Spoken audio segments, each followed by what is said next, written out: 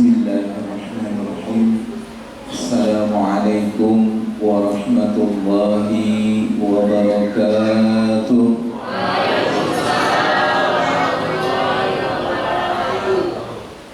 Alhamdulillah, salatu wassalamu ala Rasulillah wa ala alihi wa sahbihi wa mawala. Subhanaka la ilma lana illa ma 'allamtana innaka antal alimul hakim. La haula wa la quwwata illa billahil aliyyil azim. Allahumma salli wa sallim wa karrim wa 'azzim wa barik ala nabiyyina Muhammadin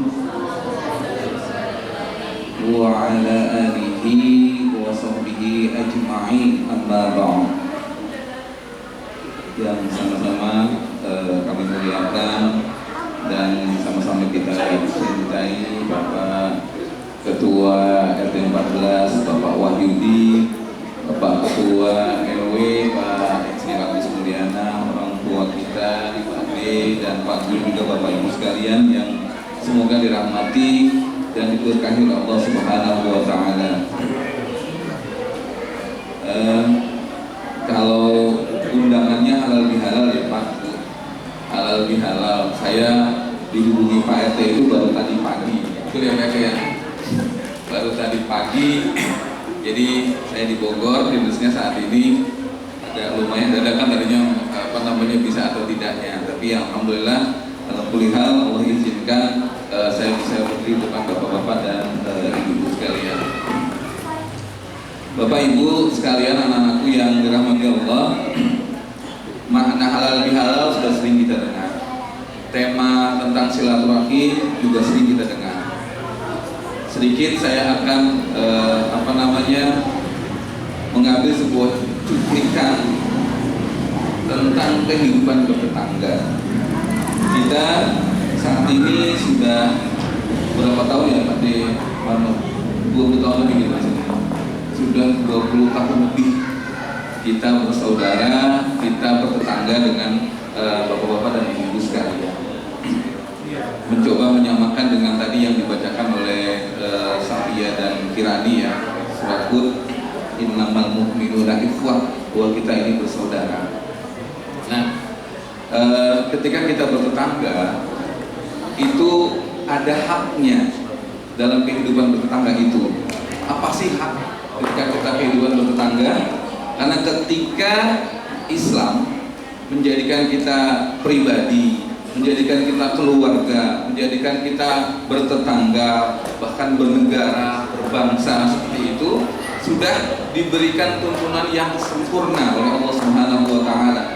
Dalam Quran surat Al-Maidah ayat ketiga, Allah Subhanahu wa Ta'ala berfirman, "Al-yawma akmaltu lakum dinakum wa atmamtu 'alaikum ni'mati wa raditu lakumul Islam madina." Telah aku sempurnakan pada hari ini, al-yawma akmaltu lakum dinakum, telah aku sempurnakan agamaku pada kalian.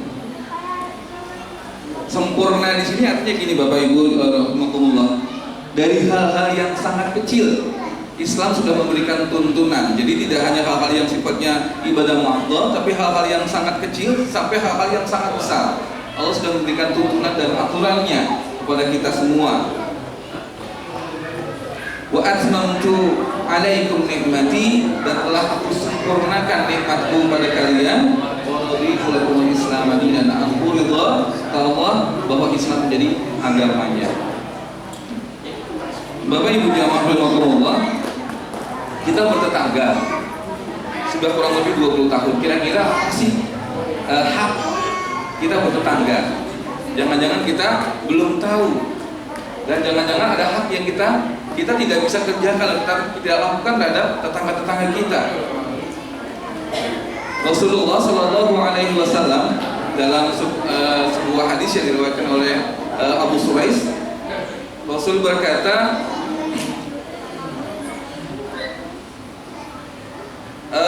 kata Rasul bahwa man kana yu'minu billahi wal yaumil akhir falyuhsin jarihi. Barang siapa yang beriman kepada Allah dan hari akhir, jadi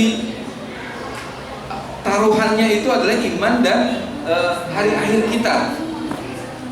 Maka kata Rasul, falyahsin jari, maka kita harus bisa berbuat baik kepada tetangga kita. Jadi berbuat baik tetap kepada tetangga kita itu penekanannya luar biasa. Taruhannya adalah iman kita kepada Allah dan hari akhir. Nah, pada suatu ketika Rasulullah SAW bertanya kepada para sahabat, atadrukal hamd jar, apakah kalian sudah tahu apa sih haknya tetangga-tetangga kita itu? Jadi hak ini tidak hanya meliputi kita sebagai umat muslim, tapi juga hak terhadap non muslim. Saya buka contekan sedikit Bapak Ibu, takut salah daripada nanti salah.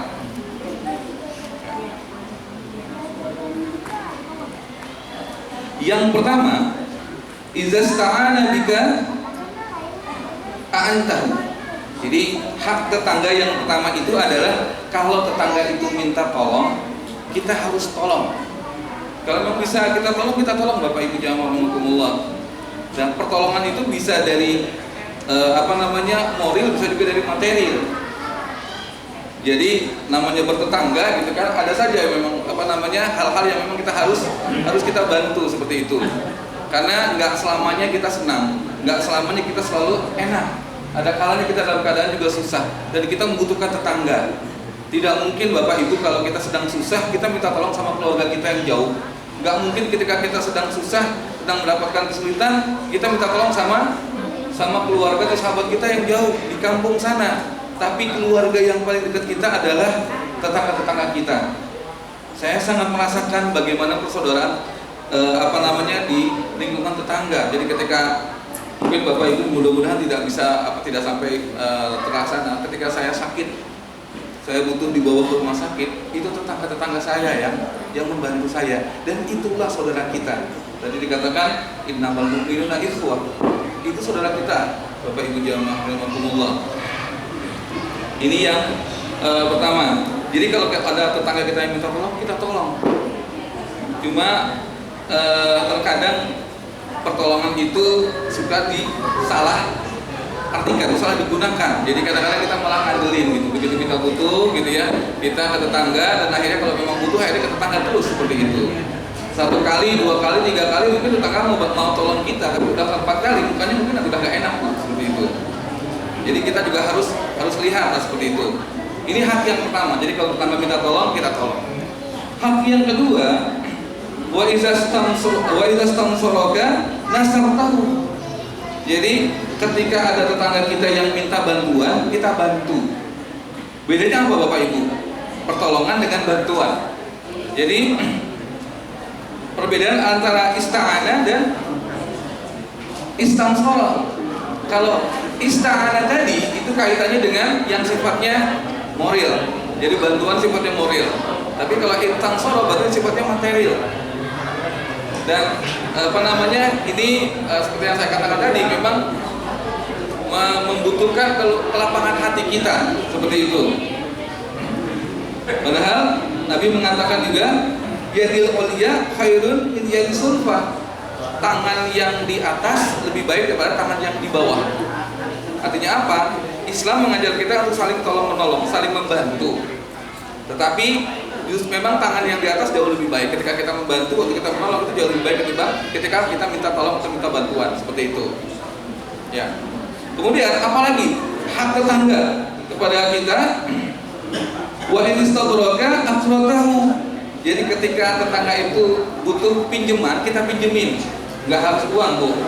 Bisa jadi kadang-kadang kan butuh peso, butuh panci seperti itu dan yang lain sebagainya. Ketika kita memang bisa bantu, kita bisa pinjamkan, kita pinjamkan. Kita pinjamkan. Itu hak tetangga. Kemudian yang berikutnya adalah wa anif talqa ultah alaihim. Jadi ketika sakit itu ditengok atau dijenguk. Saya ingat sekali Pak, ketika saya sakit siapa saja orang yang pertama kali menjenguk, dan itu luar biasa. Pasti kita akan teringat Pak Beda sekali dengan kondisi ketika kita sedang sehat, seperti itu. Dan selalu saya, kalau memang Allah kasihkan kesempatan Bapak Ibu, ketika kita bisa menjenguk orang sakit, itu luar biasa. Doa kita itu diaminkan oleh 700 malaikat. Dan itu luar biasa, yang mengaminkan malaikat. Jadi ketika kita berdoa, malaikat akan mengaminkan. Begitu juga dengan yang sakit, seperti itu. Jadi nanti juga akan seperti itu, namanya kita hidup bertetangga. Ketika kita sakit, insya Allah akan ada yang menjenguk, seperti itu. Yang berikutnya, wa iza mata tabi'ata jenazah. Jadi kalau ada yang meninggal, maka kita iringi sampai dengan pemakaman. Mungkin sudah sama-sama kita lakukan Bapak Ibu. Berikutnya, wa asabahum khairun khurrat. Nah ini yang mungkin jarang terlupa atau jarang kita lakukan. Ketika ada tetangga kita yang merasa atau mendapatkan nikmat, kesenangan, kita harusnya senang, Bu. Kita harusnya senang, Pak. Tapi terkadang ya hati kita mungkin masalahnya di sana. Ada tetangga kita yang mungkin beli TV gitu kan, kita malah bilang, tuh tuyulnya berapa gitu kan, seperti itu. Atau ketika ada tetangga yang beli motor, kita yang murung. Ada tetangga beli mobil gitu kan, kita yang sakit hati, seperti itu. Padahal bisa saja ketika tetangga kita punya mobil kan, kita suatu saat juga bisa naik mobilnya di sana, seperti itu. Jadi ketika tetangga kita senang, maka kita juga harus merasa senang. Islam mengajarkan seperti itu. Kemudian wa asabahum khairun khurratihi. Nah, yang berikutnya adalah wa in asabatum musibatun azzaitahu. Jadi ketika juga mereka sedang kena musibah, kita merasa susah juga, seperti itu, Pak. Jadi jangan kita senang melihat orang susah dan susah melihat orang senang. Jadi ketika ada tetangga kita susah, kita berempati lah. Berempati, jangan mentang-mentang, karena kita kan selama ini mungkin saja kita sedang di atas, tapi suatu saat bisa saja kita di bawah, seperti itu. Ya, kemudian berikutnya adalah wala ta'zihi, jangan menyakiti hati tetangga. Menyakiti ini bisa dengan perbuatan, bisa juga dengan kata-kata. Jadi kalau ada tetangga minta tolong atau minta bantuan, kita nggak bisa bantu, ya paling tidak kata-kata kita yang baik. Mohon maaf, kondisi keadaan saya juga mungkin sekarang sudah sedang tidak bagus. Saya doakan mudah-mudahan di tempat lain Bapak atau Ibu bisa dapat pertolongan, seperti itu. Jadi jangan sampai nyakitin hati tetangga kita, seperti itu. Kenapa? Karena kata Rasul Shallallahu Alaihi Wasallam, ketika seseorang itu bisa menghormati atau melakukan hak-hak tetangganya, menunaikan itu, maka dia sudah mendapatkan rahmat Allah. Jadi nggak semua orang bisa menunaikan hak-hak tetangga. Nah dia ketika bisa menunaikan itu, maka dia sudah mendapatkan hak-hak Allah. Terakhir saya tutup, Allah Subhanahu Wa Taala berfirman, Ya ayuhan nas, inna khalaqnakum min dzakarin wa unsa wa ja'alnakum syu'uban wa qaba'ila lita'arafu inna akramakum 'indallahi atqakum. Kata Allah, ya ayuhan nas, inna khalaqnakum min dzakarin wa unsa, sungguhnya diciptakan kita laki-laki dan perempuan, wa ja'alnakum syu'uban wa qaba'il, dan kita diciptakan bersuku-suku dan berbangsa-bangsa. Di sini ada yang dari Jawa, ada yang dari Palembang, ada yang dari Sunda. Su'uban lita'arufu. Jadi untuk saling kenal mengenal, untuk bersaudara. Tadi bahasa duluan saklawase ya Pak itu ya. Jadi kita bersaudara selamanya, seperti itu. Dan sudah Allah persaudarakan kita kurang lebih 20 tahun di sini. Mungkin ini saja yang bisa saya sampaikan. Kurang lebihnya saya mohon maaf. Billahi taufiq wal hidayah. Assalamualaikum warahmatullahi wabarakatuh.